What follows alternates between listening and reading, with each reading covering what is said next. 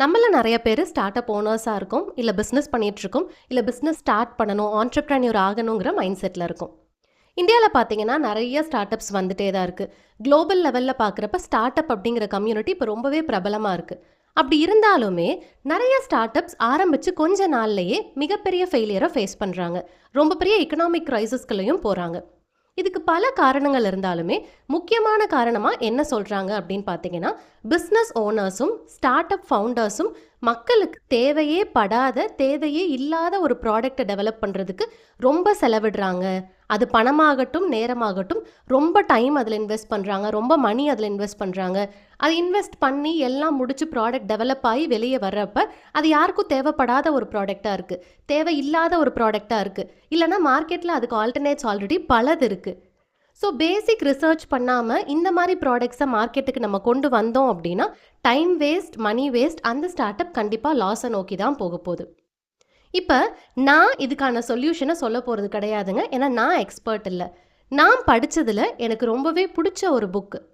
த lean start up அப்படின்ற புக்கை பற்றி தான் நான் இன்னைக்கு உங்களுக்கு சொல்ல போகிறேன். அந்த புக்கில் இந்த பிரச்சனையிலேருந்து ஃபெயிலியர் ஆகாமல் ஒரு ப்ராடக்ட் எப்படி நம்ம டெவலப் பண்ண முடியும், ஃபெயிலியர் ஆகாத ஒரு சர்வீஸ் எப்படி நம்ம டெவலப் பண்ண முடியும், அது மக்களுக்கு தேவையா தேவையில்லையாங்கிறத எப்படி ஐடென்டிஃபை பண்ண முடியுங்கிறத ரொம்ப அழகாக அதோட ஆத்தர் சொல்லியிருக்காங்க. அந்த புக்கை பற்றி தான் நான் இன்னைக்கு உங்களுக்கு டீட்டெயில்டாக சொல்ல போகிறேன். நான் சௌமியா அண்ட் இதனோட சேனல் சௌமியா ஸ்ரீனிவாசன். புக்கு பற்றி பேசுறதுக்கு முன்னாடி அதை எழுதினவரும் அவரை ஏன் நம்ம உன்னிப்பாக கவனிக்கணும் அப்படிங்கிறதையும் பற்றி நான் சொல்லிடுறேன். ஆத்தர் நேம் என்ன அப்படின்னு பார்த்தீங்கன்னா எரிக் ரைஸ் அப்படின்றவர். அவர் வெறும் ஆத்தர் கிடையாதுங்க, he's an American entrepreneur.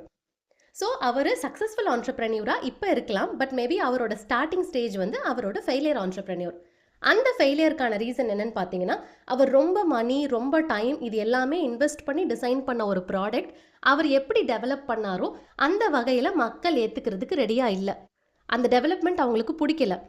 So அந்த டைமில் அதை எப்படி ஓவர் கம் பண்ணி வருது, இனிமேல் இந்த மிஸ்டேக் நடக்கக்கூடாதுன்னா நான் என்ன பண்ணணும் அப்படின்னு நினச்சப்ப அவருக்கு கிடைச்ச இந்த டெக்னாலஜி தான் த லீன் டெக்னாலஜி அப்படின்றது.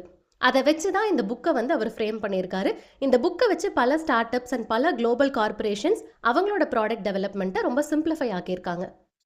இந்த புக் அட்ரஸ் பண்ணக்கூடிய கோர் ப்ராப்ளம் என்ன அப்படின்னு பார்த்தீங்கன்னா, traditional business approach. Traditional business approach வந்து எதை நோக்கி நகருது அப்படின்னா, ஃபஸ்ட்டு நம்மக்கிட்ட ஒரு ஐடியா இருக்கணும். அந்த ஐடியாவை வச்சு நம்ம ஒரு பிஸ்னஸ் பிளான் ரெடி பண்ணணும். அந்த பிளான் எடுத்துகிட்டு போய் நிறைய இடத்துல பிட்ச் பண்ணணும். பிட்ச் பண்ணதை வச்சு எனக்கு நிறைய பேர் ஃபண்டிங் கொடுப்பாங்க. ஃபண்டிங் எல்லாம் வாங்கிட்டு நான் போய் அந்த ப்ராடக்ட்டை டெவலப் பண்ணுவேன். அந்த ப்ராடக்ட்டை அதுக்கப்புறம் நான் லான்ச் பண்ணுவேன். எரிக் ரைஸ் என்ன சொல்கிறாருன்னா, பிஸ்னஸ் ஃபெயில் ஆகிறதுக்கு முக்கியமான ரீசன் இந்த ப்ராசஸ் தான் சொல்கிறாரு.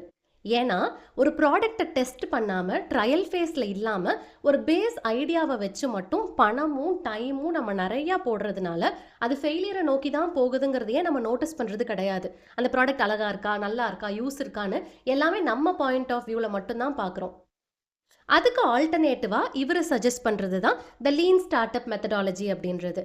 இதில் அவர் என்ன சொல்கிறாரு அப்படின்னு பார்த்தீங்கன்னா, பேசிக்காக ஒரு ப்ராடக்ட்டோ இல்லை ஒரு ஐடியாவோ உங்ககிட்ட இருக்கா, அதை ஃபஸ்ட்டு டெஸ்ட் பண்ணுங்கள். சின்ன லெவலில் போட்டு டெஸ்ட் பண்ணுங்கள், ட்ரையல் பாருங்கள். அது கஸ்டமர்ஸ்க்கு பிடிச்சிருக்கா பிடிக்கலையான்னு பாருங்கள். பிடிக்கலன்னா எதனால் பிடிக்கலன்னு யோசிங்க. அவங்கக்கிட்ட ஒப்பீனியன்ஸ் வாங்குங்க. அதில் பண்ணக்கூடிய கரெக்ஷன்ஸை பண்ணுங்கள். திரும்ப ரீலான்ச், ரீடெஸ்ட். லான்ச்னா பெரிய லெவல் கிடையாது, ரீடெஸ்ட். திரும்ப அதில் சஜஷன்ஸ், ரீடெஸ்ட், சஜஷன்ஸ். இப்படி பண்ணுறப்ப ஆப்வியஸ்லி அவங்களுக்கு பிடிச்சிருக்கக்கூடிய ஒரு விஷயம், அவங்களுக்கு தேவைப்படக்கூடிய ஒரு விஷயம் தான் இந்த மார்க்கெட்டில் போகும். அந்த ரீடெஸ்ட்டுக்கு தேவையான மணி கொஞ்சமாக தான் இருக்கும். அதுக்கப்புறம் லான்ச் பண்ணுறப்ப தான் பல்க் மேனுஃபேக்சரிங், பல்க் ப்ரொடக்ஷன்லாம் போகிறப்ப உங்களுக்கு பணம் தேவைப்படும். அப்போ நீங்கள் இன்வெஸ்ட் பண்ணக்கூடிய பணம் 100% வேஸ்ட் ஆகாது. ஏன்னா நீங்கள் டீட்டெயில்டு ரிசர்ச்சுக்கு அப்புறம், டீட்டெயில்டு கஸ்டமர் அனாலிசிஸ்க்கு அப்புறம் அதை லான்ச் பண்ணுறீங்க அப்படின்றதுனால. இந்த புக்கோட இதய துடிப்பு அப்படின்னு எதை சொல்கிறோம் அப்படின்னு பார்த்தீங்கன்னா, பில்ட், மெஷர், லேர்ன் அப்படின்ற சைக்ளிக் ப்ராசஸ். ஸோ எடுத்தோடனே பெரிய லெவலில் போய் ஒரு ப்ராடக்டை பில்ட் பண்ணணும்னு அவசியம் கிடையாது. மினிமம் வயபிள் ப்ராடக்ட்னு சொல்லக்கூடிய ஒரு சின்ன டெஸ்டிங் ப்ராடக்ட்டை தான் நம்ம பில்ட் பண்ண போகிறோம். அந்த ப்ராடக்டை பில்ட் பண்ணி முடிச்சதுக்கப்புறமா டெஸ்டிங்க்கு சின்ன ட்ரையல்ஸ் அண்ட் சின்ன கஸ்டமர் லான்ச், குட்டி குட்டி விஷயங்கள் நம்ம பண்ண போகிறோம். அதில் இம்பேக்ட் எப்படி இருக்குங்கிறத மெஷர் பண்ண போகிறோம். என்ன பாசிட்டிவ்ஸ் இருக்குது, என்ன நெகட்டிவ்ஸ் இருக்குங்கிற டேட்டாவை நம்ம நோட் பண்ணிக்க போகிறோம். அந்த டேட்டாவை வச்சு நம்ம லேர்ன் பண்ண போகிறோம், படிக்க போகிறோம். எதுலலாம் குறைகள் இருந்துச்சு, அதை நம்ம எப்படி ரிஃபைன் பண்ணலாம், இதை எப்படி மாற்றலாம், இதை எப்படி இன்னும் பெட்டர் ஆக்கலாம்னு சொல்லி படிக்க போகிறோம். படித்ததுக்கப்புறமா திரும்ப போய் அந்த மினிமம் வயபிள் ப்ராடக்ட்டை பில்ட் பண்ணுவோம். லான்ச், திரும்ப லேர்ன், பில்ட், லான்ச், லேர்ன். இந்த ப்ராசஸில் வந்து நம்ம போய்கிட்டே இருக்க போகிறோம். இந்த ப்ராசஸ் வந்து புது ஸ்டார்ட் அப்ஸ் புது பிஸ்னஸஸ்க்கு மட்டும் தான் ஹெல்ப்ஃபுல் ஆகும்னு கேட்டிங்கன்னா புது பிஸ்னஸ் 100% அதை ஃபாலோ பண்ணுங்கள். ஆல்ரெடி நீங்கள் எக்ஸிஸ்டிங் பிஸ்னஸாக இருக்கீங்க, நீங்கள் இந்த மார்க்கெட்டை விட்டு நீங்கள் அவுட் ஆஃப் டேட்டு, நீங்கள் பழசு அப்படின்னு யாரும் சொல்லக்கூடாதுன்னு நினச்சிங்கன்னா நீங்களுமே இந்த சைக்கிளிக் ப்ராசஸை ஃபாலோ பண்ணலாம். ஃபார் எக்ஸாம்பிள், நீங்கள் ஆல்ரெடி ஒரு 8 இயர்ஸ் ஒரு மார்க்கெட்டில் ரொம்ப பிரபலமாக பிஸ்னஸ் பண்ணிட்டு இருக்கீங்க. சடனாக வரக்கூடிய ஒரு இனோவேஷன், சடனாக வரக்கூடிய ஒரு டெக்னாலஜி உங்கள் பிஸ்னஸ் அப்படியே தொடச்சிரிஞ்சிட்டு போயிடும். அதை நீங்கள் அவாய்ட் பண்ணணும்னா என்ன பண்ணலாம்? அப்பப்போ மார்க்கெட்டில் என்ன நடந்துட்டு இருக்கு, மற்றவங்கலாம் என்ன பண்ணிட்டு இருக்காங்க, நான் வந்து புதுசாக ஒரு ப்ராடக்ட் இதில் டெவலப் பண்ணுறேன், இதில் இப்படி பண்ணுறேன் அப்படி பண்ணுறேன். கொடாக் அப்படின்ற கேமராவோட எக்ஸாம்பிள் நான் லாஸ்ட் வீடியோவில் ஆல்ரெடி சொல்லியிருப்பேன். அவ்வளோ பெரிய பிராண்ட் சடனாக காணாமல் போனாங்க. ஏன்? டிஜிட்டலுக்கு அவங்க அடாப்ட் பண்ணலை. இன்னும் ஃபிலிம் ரோலை வச்சே ஃபோட்டோ எடுக்கணும்னு நினச்சாங்க. ஸோ டிஜிட்டல் கேமரா வந்துருச்சு, அவங்களை தூக்கி எறிஞ்சிட்டு போயிட்டே இருந்துச்சு. அதே சினாரியோ உங்கள் பிஸ்னஸ்க்கும் நடக்கக்கூடாதுன்னா product development, product research and டெவலப்மெண்ட்டில் நீங்கள் 80 வருஷம் ஆனாலும் சரி, 100 வருஷம் ஆனாலும் சரி, 150 வருஷம் ஆனாலும் சரி, கான்சென்ட்ரேட் பண்ணிக்கிட்டே தான் இருக்கணும். MVP மினிமம் வயபிள் ப்ராடக்ட்னு சொன்னனே, அப்படின்னா என்னது? மினிமம் வயபிள் ப்ராடக்ட்டுங்கிறது பல பேர் வந்துட்டு ஒரு ப்ராடக்டோட மோசமான வெர்ஷன், அந்த ப்ராடக்டோட பேட் வெர்ஷன் அப்படின்னு நினச்சிட்டு இருக்காங்க. கண்டிப்பாக கிடையாதுங்க. நான் ஒரு சின்ன எக்ஸாம்பிளோட சொல்கிறேன். நீங்கள் ஒரு ஃபுட் டெலிவரி ஆப்பை லான்ச் பண்ணணும்னு நினைக்கிறீங்க. உங்களோட ஏரியாவில் ஸ்விக்கி ஜொமேட்டோ பெருசாக டெவலப் ஆகலை. ஸோ உங்கள் லொக்காலிட்டியை மட்டும் டார்கெட் பண்ணி ஒரு ஃபுட் டெலிவரி ஆப்பை வந்துட்டு நீங்கள் லான்ச் பண்ணணும்னு நினைக்கிறீங்க. இந்த மினிமம் வயபிள் ப்ராடக்ட் அப்படிங்கிறது என்னன்னா, எடுத்த உடனே நான் பல லட்ச ரூபாய் இன்வெஸ்ட் பண்ணி ஒரு மொபைல் ஆப்பை டெவலப் பண்ணி அதை லான்ச் பண்ணி அதுக்கு மார்க்கெட்டிங் பண்ணி இதெல்லாம் பண்ணாமல் ஃபஸ்ட்டு வாட்ஸ்அப்பில் ஒரு பிஸ்னஸ் அக்கௌண்ட் ஆரம்பிக்கிறேன். அந்த பிஸ்னஸ் அக்கௌண்ட்டை வந்து பிரபலப்படுத்துகிறேன். அதை பிரபலப்படுத்துனது மூலமாக, ஃபார் எக்ஸாம்பிள் இன்ஸ்டாகிராமில், ஃபேஸ்புக்கில் அதை பற்றி பேசி நான் அதை பிரபலப்படுத்துகிறேன். அதை பிரபலப்படுத்துறது மூலமாக அதை வச்சு ஆர்டர்ஸ் எடுக்க பார்க்குறேன். அக்ரிகேட்டர்னு சொல்லுவாங்க இல்லையா? இப்போ நான் வந்துட்டு அந்த ஆப்போட ஓனரு, நான் வந்து ஹோட்டல்ஸ் பல பேர் கூட லிங்க் பண்ணியிருக்கேன். கஸ்டமர்ஸ் பல பேருக்கு என்னோட பிராண்டை மார்க்கெட் பண்ணியிருக்கேன். ஸோ கஸ்டமர்ஸ் வந்துட்டு அந்த வாட்ஸ்அப்பில் எனக்கு ஆர்டர் பிளேஸ் பண்ணுவாங்க, நான் அதை ஹோட்டலுக்கு மாற்றி விடுவேன். ஹோட்டல் திரும்ப அதை அக்செப்ட் பண்ணுவாங்க, நான் அதை கஸ்டமருக்கு மாற்றி விடுவேன். என்னோட டெலிவரி பார்ட்னர்ஸ், என் கூட ஒர்க் பண்ணுறவங்க வந்து அந்த பிக்கப் பண்ணுறது, டெலிவர் பண்ணுறது, இந்த வேலையை பார்த்துப்பாங்க. ஸோ இப்போ வாட்ஸ்அப் பிஸ்னஸ்லேயே பல ஃப்ரீ அப்டேட்ஸ் வந்துருச்சு. நம்மளே ஆட்டோமேட் பண்ணலாம், ஆட்டோ ரிப்ளை கொடுக்கலாம், யார் எப்போ ரிப்ளை வரணும், யார் எப்போ ரிப்ளை போகக்கூடாது, இந்த மாதிரி பல விஷயங்களை நம்ம டிசைட் பண்ண முடியும். அதே மாதிரி இன்ஸ்டாகிராம் மார்க்கெட்டிங், ஃபேஸ்புக் மார்க்கெட்டிங், இது எல்லாமே ஃப்ரீ ஆஃப் காஸ்ட்டில் நம்ம பண்ண முடியும். இது மூலமாக நான் அந்த பிஸ்னஸை லான்ச் பண்ணுறேன், மினிமம் வயபிள் ப்ராடக்டாக லான்ச் பண்ணுறேன். லான்ச் பண்ணிவிட்டு அந்த ஏரியாவுக்கு உண்மையாகவே ஃபுட் டெலிவரின்னு ஒன்று தேவைப்படுதா? வந்துச்சுன்னா அவங்க அதை ப்ரிஃபர் பண்ணுவாங்களா மாட்டாங்களா? என்னென்ன பிரச்சனைகள் ஃபேஸ் பண்ணுற மாதிரி இருக்கும்? கஸ்டமர்ஸ் எப்படி டெலிவரி பார்ட்னர்ஸை ட்ரீட் பண்ணுவாங்க? அதே மாதிரி டெலிவரி பார்ட்னர்ஸ்க்கு அந்த ஊரில் போயிட்டு வர்றதுக்கு டைம், ஒரு அப்நார்மல் டைமிங் சில நேரத்தில் வரலாம் டிராஃபிக் இருக்கிறதுனால. பட் டிராஃபிக் எப்பப்பெல்லாம் இருக்கும், எந்தெந்த டைமில் வந்து பீக் டிராஃபிக் அந்த ஏரியாவில் வரும், இதை எல்லாத்தையும், அந்த அப்நார்மலிட்டிஸ் எல்லாத்தையுமே நான் முன்னாடியே அனலைஸ் பண்ணி எனக்குன்னு ஒரு டேட்டாவை பில்ட் பண்ணிவிட்டு, இதுக்கப்புறமா எல்லாமே ஓகே ஆகும், அந்த ஏரியாவுக்கு உண்மையாகவே ஃபுட் டெலிவரி சர்வீஸ் தேவைப்படுது அப்படிங்கிற மார்க்கெட் கேப்பை நான் கண்டுபிடிச்சிட்டு அந்த கேப்பை ஃபில் பண்ணுற மாதிரி என்னோட ஆப்பை லான்ச் பண்ணுறப்ப 100% சக்சீட் ஆகும். அப்போ எப்படி இருக்கும்? ஏபிசி ஃபுட் டெலிவரி இத்தனை நாள் வாட்ஸ்அப்பில் இருந்தாங்க, இப்போ ஆப்புக்கு அப்கிரேட் ஆகிருக்காங்க. ஸோ திரும்ப என்னைய நானே மார்க்கெட் பண்ணிக்கணுங்கிற அவசியமும் இருக்காது. அதே சமயத்தில் இது ஒரு அப்கிரேடட் வெர்ஷனுங்கிறதுனால பீப்புள் கிட்ட வரவேற்பு அப்படிங்கிறது அதிகமாக தான் இருக்கும். அதே மாதிரி ஒரு வேளை அது ஃபெயிலியர் மாடலாக இருந்ததுன்னா அந்த ஆப்புக்கு நான் இன்வெஸ்ட் பண்ண வேண்டிய 1 லட்ச ரூபாய் 2 லட்ச ரூபாயை நான் சேவ் பண்ணியிருக்கேன்னு அர்த்தம். அக்ரிகேட்டருக்கு கொடுக்குற காசு, கஸ்டமருக்கு கொடுக்குற காசு, டெலிவரி பார்ட்னர் ஹையர் பண்ணுற காசு, இத்தனையுமே நான் மிச்சப்படுத்தியிருக்கேன் அப்படின்னு அர்த்தம். ஸோ டைம் சேவ் ஆகுது, மணி சேவ் ஆகுது, அதை விட முக்கியமாக நம்மளோட ப்ரெஷர் இல்லாமல் நம்ம பார்த்துக்கிறோம். இதுதான் மினிமல் வயபிள் ப்ராடக்ட் அப்படின்றது. உங்கள் ப்ராடக்டை பேடாக காமிக்கிறது MVP கிடையாது. உங்கள் ப்ராடக்டில் இருக்கக்கூடிய ஃப்ளாஸை நீங்களே ஐடென்டிஃபை பண்ணி அதை மாற்றி அதை இன்னுமே பெட்டர் வெர்ஷனாக கொண்டு போய் உங்கள் கஸ்டமர் கிட்ட சேர்க்கறது தான் மினிமம் வயபிள் ப்ராடக்ட் அப்படின்றது. நெக்ஸ்ட்டு, எரிக் ரைஸ் வந்து இந்த புக்கில் ஸ்டார்ட் அப்ஸ் ரொம்பவே மதிக்கக்கூடிய விஷயமா, அவங்களோட இம்பார்ட்டண்ட் கரன்சியாக எதை இருக்கணும் அப்படின்னு சொல்கிறாருன்னு பார்த்தீங்கன்னா வேலிடேட்டட் லேர்னிங் அப்படின்றது. ஃபார் எக்ஸாம்பிள், நீங்கள் ஒரு ஸ்டார்ட் அப் ஆரம்பிக்கிறீங்க. ஸ்டார்ட் அப் ஆரம்பித்து 6 மாதத்துலையோ ஒரு வருஷத்துலையோ 2 வருஷத்துலையோ நீங்கள் மெஷர் பண்ணக்கூடிய முக்கியமான விஷயம் இந்த வேலிடேட்டட் லேர்னிங் அப்படிங்கிறது தான். உங்கள் ப்ராடக்ட்டுக்கு எவ்வளோ ஃபீச்சர்ஸ் கொடுத்துருக்கீங்க, எத்தனை சேல் ஆகிருக்கு, எத்தனை ரிஜெக்ட் ஆகிருக்கு, எவ்வளோ இப்படி நடந்திருக்கு அப்படி நடந்திருக்கு, இந்த மாதிரி விஷயங்களை மெஷர் பண்ணுறதுக்கு முன்னாடி இந்த வேலிடேட்டட் லேர்னிங்கை கற்றுக்க சொல்கிறாரு. வேலிடேட்டட் லேர்னிங் அப்படின்னா என்னன்னா, ஃபர்ஸ்ட் நான் ஒரு ட்ரையல் ப்ராடக்ட், ஒரு ஐடியாவை வச்சு ட்ரையல் ப்ராடக்ட் MVP கிரியேட் பண்றேன். அந்த MVPயை லான்ச் பண்றேன். கஸ்டமர்ஸ் கிட்ட, ரியல் கஸ்டமர்ஸ் கிட்ட, சும்மா டம்மியா என் ஃபேமிலி கிட்ட எல்லாம் போகல. ரியலா என் டார்கெட் ஆடியன்ஸ் யாரோ அவங்க கிட்ட நான் ட்ரையல் ரன் பண்றேன். அவங்க கிட்ட இருந்து ஒப்பீனியன்ஸ் கலெக்ட் பண்ணி திரும்ப போய் அந்த MVPயை பண்றேன் பாத்தீங்களா? அந்த லேர்னிங் வேற எங்கேயுமே உங்களுக்கு கிடைக்காது. லிட்ரலி நீங்கள் வேறு எந்த ஜாப் பார்த்தாலும் சரி, வேறு எந்த ப்ரொஃபைலில் இருந்தீங்கனாலும் சரி, உங்களால் இப்படிப்பட்ட ஒரு லேர்னிங்கை கற்றுக்கவே முடியாது. அவர் ஒரு ஸ்டார்ட் அப் ஃபவுண்டராக நீங்கள் மெஷர் பண்ண வேண்டியது இதுதான் சொல்கிறாரு. எத்தனை வேலிடேட்டட் லேர்னிங் உங்கள் ஸ்டார்ட் அப் மூலமாக உங்களுக்கு கிடைச்சிருக்கு? ஸ்டார்ட் அப் ஆரம்பிச்சு 1 வருஷம் ஆச்சு. எத்தனை வேலிடேட்டட் லேர்னிங் பண்ணியிருக்கீங்க? எத்தனை டைம் MVP பண்ணி அதை லான்ச் பண்ணி கஸ்டமர்ஸ் கிட்ட கொண்டு போய் ஃபீட்பேக் வாங்கி திரும்ப வந்திருக்கீங்க? இந்த சைக்கிளை நீங்கள் எத்தனை டைம் பண்ணியிருக்கீங்க? எவ்வளோ லேர்னிங்ஸ் எடுத்திருக்கீங்க? அந்த லேர்னிங் உங்களை பெட்டர் பர்சனாக மாற்றும். அதே சமயத்தில் உங்களோட கிரிட்டிக்கல் திங்கிங் இருக்குது பார்த்தீங்களா? நாளைக்கு இந்த பிரச்சனை வருங்கிற ஃபோர்காஸ்ட், அதை வந்தால் நான் எப்படி ஹேண்டில் பண்ணுவேங்கிற ப்ரெடிக்ஷன், இது எல்லாத்தையுமே 100% உங்களுக்கு சொல்லி கொடுத்துரும்.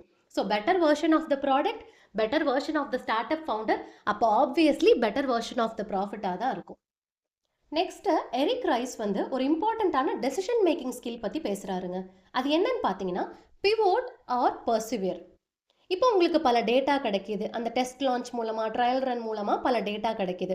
அந்த டேட்டாவை வச்சு நீங்கள் அந்த கான்ஃபிடென்ஸோட டேட்டா சப்போர்ட் பண்ணுது, நான் போயிட்டுருக்க டைரக்ஷன் கரெக்டு தான் அப்படின்னு டிசைட் பண்ணி அதை ஸ்ட்ராங்காக பர்சிவியர் பண்ண போகிறீங்களா? அப்படி இல்லைன்னா அந்த இடத்துல ஏதாவது ஒரு மிஸ்கம்யூனிகேஷன் நடக்கிறப்ப, டேட்டா மிஸ்மேட்ச் ஆகிறப்ப, இல்லை இது நமக்கு செட் ஆகாதுன்னு அந்த டேட்டா சொல்கிறப்ப சடன் டெசிஷன் எடுத்து பிவோட் பண்ண போகிறீங்களா? இது ரொம்ப ரொம்ப ரொம்ப கஷ்டமான டெசிஷனுங்க. ஏன்னா கான்ஃபிடன்ஸ் பல பேருக்கு வந்துடும். நம்ம போயிட்டு இருக்கிறது கரெக்டு தான், இன்னும் கொஞ்சம் முன்னாடி பார்க்கலாங்கிற ஒரு தைரியம் கூட நமக்கு வந்துடும். ஆனால் பிவோட் பண்ணுறத நம்மள பல பேர் ஃபெயிலியர்னு நினச்சிட்டு இருக்கோம். அதாவது நம்ம டெவலப் பண்ண ப்ராடக்ட், நம்ம டெவலப் பண்ண சர்வீஸில் சின்ன சின்ன சேஞ்சஸ் இருக்குது, இது இப்படி பண்ணுறதுக்கு பதிலாக இப்படி மாற்றி பண்ணணும்னு சொல்லி உங்கள் டேட்டா சொல்லுது. ஆனால் உங்கள் மனசு என்ன சொல்லும்? மாற்றிட்டோன்னா அப்போ ஆல்ரெடி இருந்த ப்ராடக்ட் ஃபெயிலியரா, இத்தனை நாள் நான் பண்ணது ஃபெயில் ஆகிடுச்சான்னு சொல்லி நமக்கு நாமே ப்ரெஷர் கிரியேட் பண்ணிக்க ஆரம்பிச்சுப்போம். அந்த ப்ரெஷர் இல்லாமல் நீங்கள் ஒர்க் பண்ணணும்னா pivot is a decision that is pushing you towards a better direction. Already போயிட்டு இருக்க டைரக்ஷன்ல தப்பு இருக்குங்கிறத முன்னாடியே ப்ரெடிக்ட் பண்ணிட்டு டைவர்ட் பண்றது தான் பிவர்ட் அப்படின்றது. அந்த பிவர்ட்டுங்கிற ப்ராசஸ் ரொம்ப ரொம்ப ரொம்ப முக்கியங்க. It reduces unnecessary expenses. டைமும் மணியும் வேஸ்ட் ஆகுறத இந்த பிவோட் ப்ராசஸ் உங்களுக்கு ரொம்ப அதிகமாக சேவ் பண்ணி கொடுக்கும். எனக்கு இந்த மொத்த புக்லேயே ரொம்ப பிடிச்ச விஷயம் என்ன தெரியுங்களா? இந்த பிவோட்டை அழகாக எக்ஸ்பிளைன் பண்ணியிருப்பாங்க. அது ஃபெயிலியர் கிடையாது, அது உங்களை இன்னும் பெட்டர் ஆக்கக்கூடிய ஒரு டைரக்ஷன். ஆல்ரெடி டெவலப் பண்ணி மொத்தமாக ஃபெயில் ஆகிறதுக்கு பதிலாக பாதியில் லெஃப்டோ ரைட்டோ திரும்புறது சேஃபர் தானே. அது உங்களோட சேஃப்டிக்கு ஹெல்ப் பண்ணும், உங்களோட டைமை சேவ் பண்ணும், மணியை சேவ் பண்ணுன்னு சொல்லி அவ்வளோ அழகாக அந்த பிவோட் அப்படின்ற விஷயத்த ஹெல்ப் பண்ணியிருப்பாங்க. அகெயின் ஸ்டார்ட் அப்ஸ் டு இந்தியாவுக்கு வரப்போ ஒரு ப்ராடக்ட், நம்ம டெவலப் பண்ண ப்ராடக்ட் லான்ச்சுக்கு போயிட்டு வந்து அதை திரும்ப கரெக்ட் பண்ணணுங்கிற சினாரியோ வரப்போ என் கிளைண்ட்ஸ் 2-3 பேரை நான் மீட் பண்ணி பேசினதில் அவங்களுக்கு எந்த இடத்துல டிஃபிகல்ட்டி வருதுன்னு பார்த்தீங்கன்னா, ஈகோ ஹர்ட் ஆக ஆரம்பிக்குது. நான் இவ்வளோ நாள் அது கரெக்டாக தானே பண்ணியிருப்பேன், எப்படி அது தப்பாகும்? எல்லாமே நான் 100% டிசைட் பண்ணி தானே பண்ணேன், இந்த மாதிரி மார்க்கெட்லேயே கிடையாது, நான் தான் ஃபஸ்ட்டு கொண்டு வந்திருக்கேன். பண்ணியிருக்கீங்க, பட் டேட்டா என்ன சொல்லுது? நீங்கள் டெஸ்ட் ரன் பண்ண டேட்டா என்ன சொல்லுது? ட்ரையல் லான்ச் பண்ண டேட்டா என்ன சொல்லுது? இதை ஒன்று மாற்றணும், இது ஒன்று சரியில்லைங்கிறத சஜஸ்ட் பண்ணுது அப்படின்னா ஆப்வியஸ்லி அந்த இடத்துல நீங்கள் பிவர்ட் பண்ணுறதுல தப்பு இல்லைல்ல. You are going towards your கோலுக்கு இப்படி தான் போகணும்னு இல்லை, இப்படி போய் திரும்ப கூட அப்படி வரலாம். மேபி அந்த இடத்துல ஒரு குழி இருக்கலாம், அது உங்களுக்கு முன்னாடியே ஐடென்டிஃபை பண்ணி சொல்லியிருக்கோம். அந்த இடத்துல மிகப்பெரிய பேரியர் இருக்கலாம். ஸோ ஒரு செகண்ட் சுற்றிட்டு போகிறதுல எந்த லாஸுமே நமக்கு வர போகிறது இல்லை. இந்த புக்கில் எரிக் ரைஸ் வந்து அக்கௌண்டிங் பற்றி கூட பேசுகிறாருங்க. ட்ரெடிஷ்னல் அக்கௌண்டிங்கையும் இனோவேஷன் அக்கௌண்டிங்கையும் கம்பேர் பண்ணுறாரு. ட்ரெடிஷ்னல் அக்கௌண்டிங்கில் profit loss, income, net revenue எவ்வளோ வந்திருக்கு, லாஸ் எவ்வளோ வந்திருக்கு, இந்த மாதிரி விஷயங்களை பற்றி தான் நம்ம பேசுவோம். இது அகெயின் நம்மளை இன்னும் கொஞ்சம் ப்ரெஷரில் தள்ளும். இதுலேருந்து எப்படி வெளியே வர்றதுன்னு யோசிக்கிறப்ப ஆப்வியஸ்லி நம்ம இன்னும் கொஞ்சம் பணம் போட்டால் சரியாயிரும், இன்னும் கொஞ்சம் பணம் போட்டால் சரியாயிருங்கிற மெத்தடாலஜி தான் நம்ம மனசில் ஃபஸ்ட்டு வரும். ஆனால் இந்த இனோவேஷன் அக்கௌண்டிங்கில் அவர் என்ன சொல்கிறாரு அப்படின்னு பார்த்தீங்கன்னா, மணியை மெஷர் பண்ணுறதுக்கு முன்னாடி, ப்ராஃபிட்டா லாஸா, ரெவன்யூ எவ்வளோ வந்திருக்கு, இது எல்லாத்தையும் மெஷர் பண்ணுறதுக்கு முன்னாடி இனோவேஷனை மெஷர் பண்ண சொல்கிறாரு. ஃபார் எக்ஸாம்பிள், நீங்கள் டெவலப் பண்ண ப்ராடக்ட்டில் உங்களுக்கு ஒரு லேர்னிங் கிடச்சிருக்கு இல்லையா, வேலிடேட்டட் லேர்னிங். அந்த வேலிடேட்டட் லேர்னிங்லேருந்து நீங்கள் திரும்ப ஒரு ப்ராடக்ட்டை ரீலான்ச் பண்ணுவீங்கல்ல, அந்த ரீலான்ச் பண்ணப்போ ஃபஸ்ட்டு லான்ச்சுக்கும் செகண்ட் லான்ச்சுக்கும் என்ன டிஃப்ரென்ஸ் கிடச்சிருக்கு, எத்தனை பாசிட்டிவ்ஸ் வந்திருக்கு, திரும்ப தேர்ட் டைம் அதை ரீலான்ச் பண்ணுறீங்க, ட்ரையல் லான்ச் பண்ணுறீங்க அப்படின்னா அந்த இடத்துல என்ன பாசிட்டிவ் வந்திருக்கு, ஃபோர்த் டைம் என்ன பாசிட்டிவ் வந்திருக்கு, இதை கம்பேர் பண்ண சொல்கிறாங்க. இதை கம்பேர் பண்ணுறப்ப இதை நம்ம எப்படி லான்ச் பண்ணோங்கிற ப்ராசஸ் அனலைஸ் பண்ண சொல்கிறாங்க, எவ்வளோ மார்க்கெட்டிங் பண்ணியிருக்கோங்கிறத அனலைஸ் பண்ண சொல்கிறாங்க, எவ்வளோ கஸ்டமர் சாம்பிளுக்கு இதை கொடுத்துருக்கோம் அப்படிங்கிறத அனலைஸ் பண்ண சொல்கிறாங்க, அதோட ரிசல்ட் எப்படி வந்திருக்குங்கிற நம்பர்ஸ் அனலைஸ் பண்ண சொல்கிறாங்க. ஸோ ரெவன்யூங்கிற ஒன்று ஜெனரேட் ஆகிறதுக்கு முன்னாடியே, அதாவது உங்களோட ப்ராடக்ட்டை பெருசாக லான்ச் பண்ணி அதுலேருந்து இவ்வளோ ப்ராஃபிட் இவ்வளோ லாஸ் அந்த லான்ச்சுக்கு முன்னாடியே ட்ரையல் லான்ச்லேயே இந்த இனோவேட்டிவ் அக்கௌண்டிங்கை அவங்க பண்ண சொல்கிறாங்க. ஸோ அந்த இனோவேஷனை நீங்கள் கால்குலேட் பண்ணுறீங்க, எந்த இனோவேஷன் பாசிட்டிவ் ஆச்சு, எந்த இனோவேஷன் நெகட்டிவ் ஆச்சு, ரெண்டையும் பேலன்ஸ் பண்ணால் என்ன நம்ம கிடைச்சிது, என்ன நம்ம இழந்திருக்கோம் அப்படிங்கிறத கால்குலேட் பண்ண சொல்கிறாங்க. ஏன்னா நம்மள நிறைய பேர் நம்ம மைண்ட் பண்ணுற வேலையை கணக்கு எடுக்கிறதே கிடையாது. நான் எனக்கு 8 மணி நேரம் ஒர்க் பண்ணியிருக்கேன், ஆஃபீஸ்லேயே உட்காந்துருக்கேன், ஆஃபீஸில் உங்கள் உடம்பு உட்காந்துச்சு, மனசு 8 மணி நேரமும் ஆஃபீஸில் இருந்துச்சா? அதில் 1/2 மணி நேரம் ரீல்ஸ் பார்த்துருக்கோம், 1/2 மணி நேரம் யார்ட்டையாவது பேசியிருக்கோம், இதெல்லாம் நடந்திருக்கு இல்லையா? எனக்காவது அதை கால்குலேட் பண்ணியிருக்கீங்களா? அதை மைனஸ் பண்ணியிருக்கீங்களா?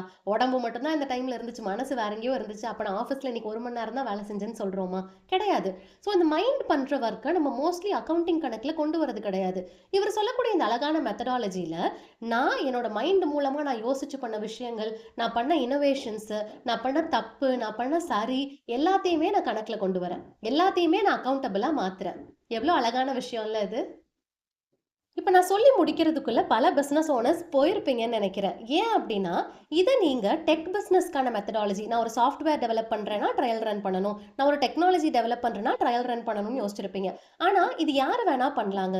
ஃபார் எக்ஸாம்பிள், நீங்கள் ஒரு மசாலா ப்ராடக்ட் பிஸ்னஸ் ஸ்டார்ட் பண்ணணும்னு நினைக்கிறீங்க அப்படின்னா, அந்த மசாலா ப்ராடக்ட்டை எடுத்த உடனே பெரிய பெரிய பாக்கெட்டில் போட்டு பெரிய பெரிய பிராண்ட் நேம் போட்டு லான்ச் பண்ணுறதுக்கு பதிலாக குட்டி குட்டி ட்ரையல் பேக்கில் உங்கள் குழந்தைங்களோட அம்மா அப்பாவுக்கு நீங்கள் ஸ்கூல் பிக்கப் ட்ராப்புக்கு போகிறப்ப ட்ரையலுக்கு கொடுக்குறது, ஸ்டூடெண்ட் டீச்சர்ஸ் மீட்டிங் போகிறப்ப அங்கே கொடுக்குறது, அப்படி இல்லைனா வந்து மேபி உங்கள் நியர்பை சரௌண்டிங்ஸில் நடக்கக்கூடிய ஒரு சின்ன ஸ்டாலு ஈவெண்ட் எல்லாம் நடக்குதுன்னா அங்கே போய் ஒரு குட்டி ஸ்டால் போட்டு ட்ரையல் பார்க்குறது, என்ன ஃபீட்பேக்குன்னு சொல்லி ஆர்வமாக கேட்டு தெரிஞ்சுக்கிறது.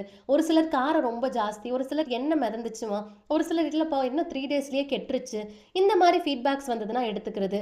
அதே மாதிரி சிலர் என்ன சொல்லுவாங்க, வேற லெவல் டேஸ்ட், நான் ஊறுகாய் போட்டு பிசைஞ்சு சாப்பிட்டேன், தொட்டெல்லாம் சாப்பிடல அப்படின்னு சொல்லுவாங்க. அந்த ஃபீட்பேக்கை நீங்கள் எடுத்துக்கலாம்.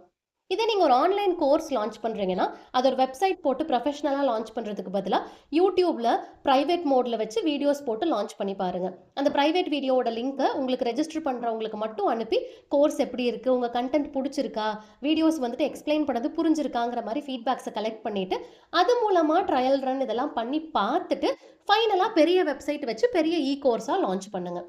So this is not only for tech businesses, யார் வேணால் பண்ணலாம். சின்னது பெருசு ப்ராடக்ட் சர்வீஸுங்கிறத தாண்டி எல்லாருக்குமே இந்த லீன் ஸ்டார்ட் அப் மெத்தடாலஜி அப்படிங்கிறது ரொம்ப ரொம்ப ஹெல்ப்ஃபுல்லாக இருக்கும்.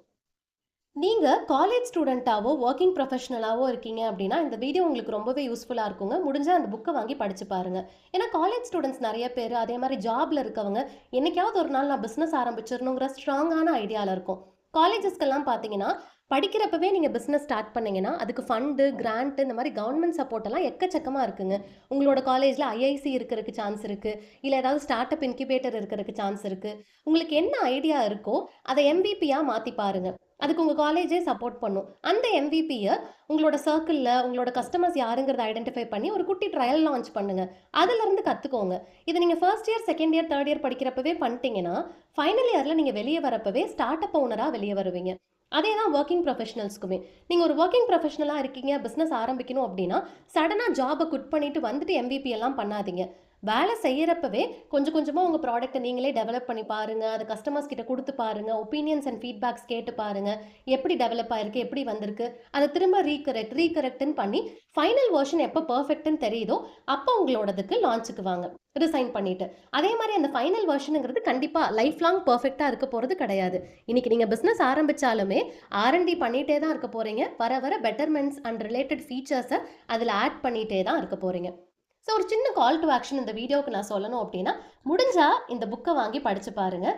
அப்படி இல்லைனா இப்போ நான் சொல்லக்கூடிய இம்பார்ட்டன்ட் கான்செப்ட்ஸ் இருக்குது இல்லைங்களா, அதை ஒரு நோட்டில் எழுதி வச்சுட்டு உங்களோட கரண்ட் பிஸ்னஸ் ஐடியாவில் இல்லைனா உங்களோட எக்ஸிஸ்டிங் பிஸ்னஸ்க்கு MVP இருக்கா, ட்ரையல் லான்ச் பண்ணியிருக்கீங்களா, உங்கள் ப்ராடக்ட் உண்மையாகவே மக்களுக்கு பிடிச்சிருக்கா அப்படிங்கிற முக்கியமான கொஸ்டினை கேட்டு பாருங்கள். ஏன்னா என் ப்ராடக்ட் நல்லா தான் இருக்குது, வாங்க தான் செய்கிறாங்க, இருந்தாலுமே ப்ராஃபிட்டே வரலங்கிற ஒரு யோசனையில் நீங்கள் இருக்கீங்க அப்படின்னா மேபி அந்த ஃபீட்பேக்கை நீங்கள் இன்னும் வாங்காமல் இருக்கீங்க அப்படின்னு அர்த்தம்.